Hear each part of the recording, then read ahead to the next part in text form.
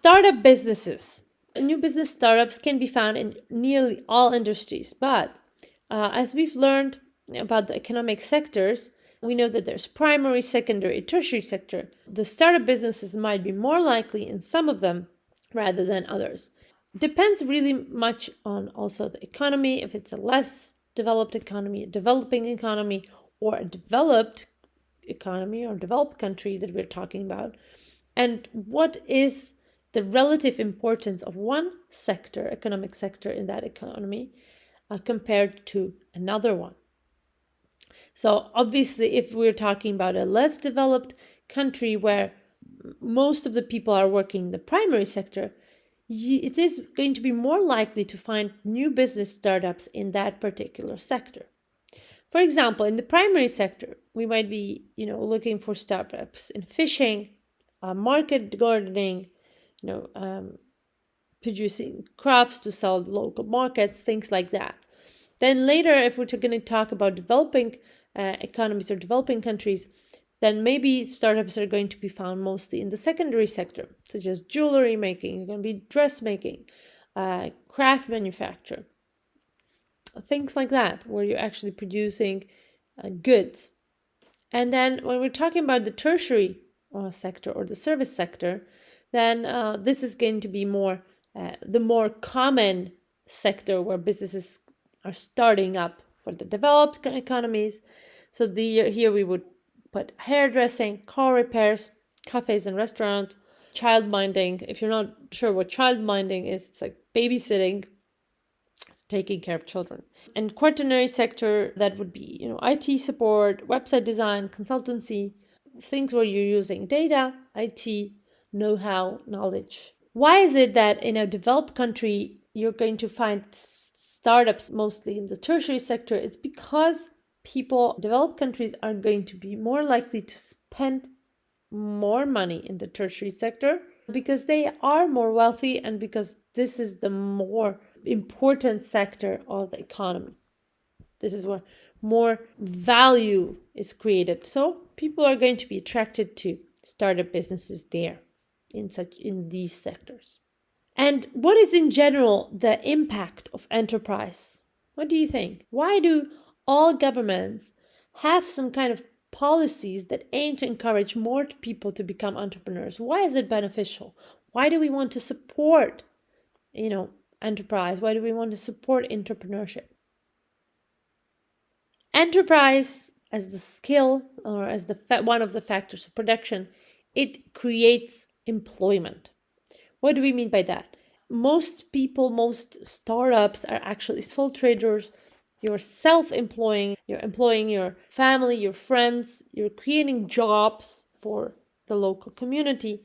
And in case of expansion, if you're going to be successful and you're going to expand, maybe change your legal structure, you're also going to create additional jobs. And this is beneficial for the country as a whole because it lowers the country's unemployment. What else? Why would governments encourage more people to become entrepreneurs? Because of economic growth.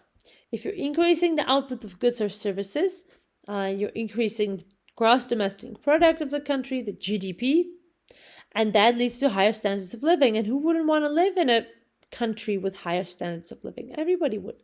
We're trying to sustainably grow as economies. Another reason is going to be the firm's survival and growth.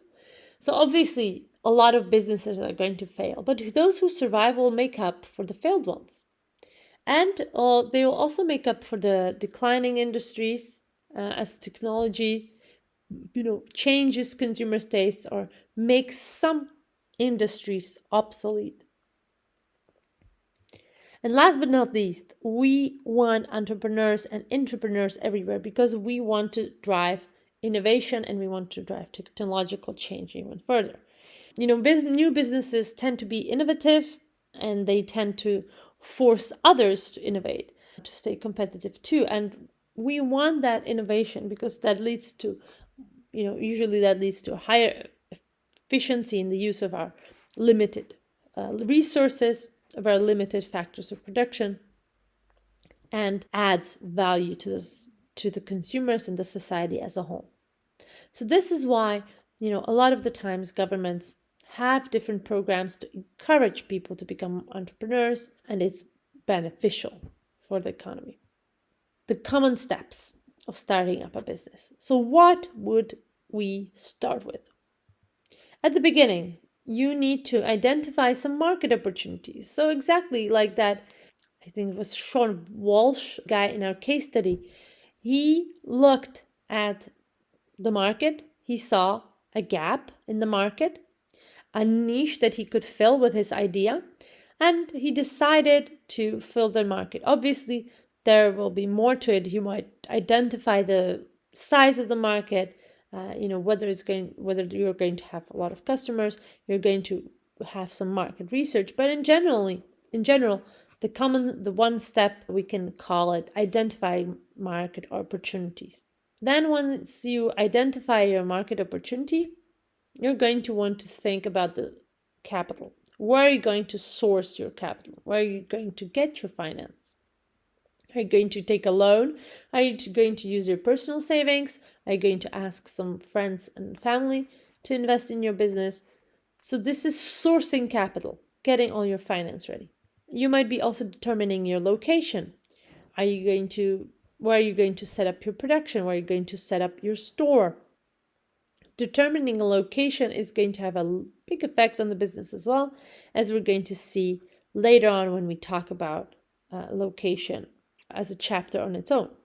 Then you're going to want to build your customer base. Once you establish yourself, once you launch your brand, you're going to want to bring customers, inform them that your business exists, inform them what needs or wants your business is solving, and you'll try to satisfy these customers.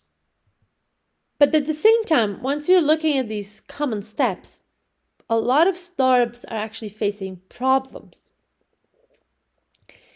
Competition is going to be the problem when it comes to, market opportunities. You're going to have to face a competition. Somebody's going to be better. Somebody's going to be have lower costs, lower prices. You need to have a look, also map out the competition that there is, and then decide whether you're going to go for it, whether you're going to try to fight the competition, and whether you have something to offer compared to your competition.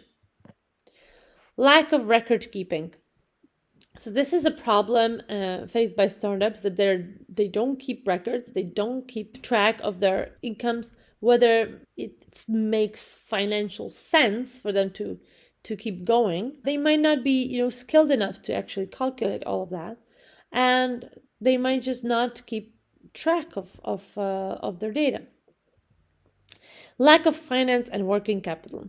Now this might be very common for small businesses for which it's hard to actually raise finance, such as sole traders or partnerships.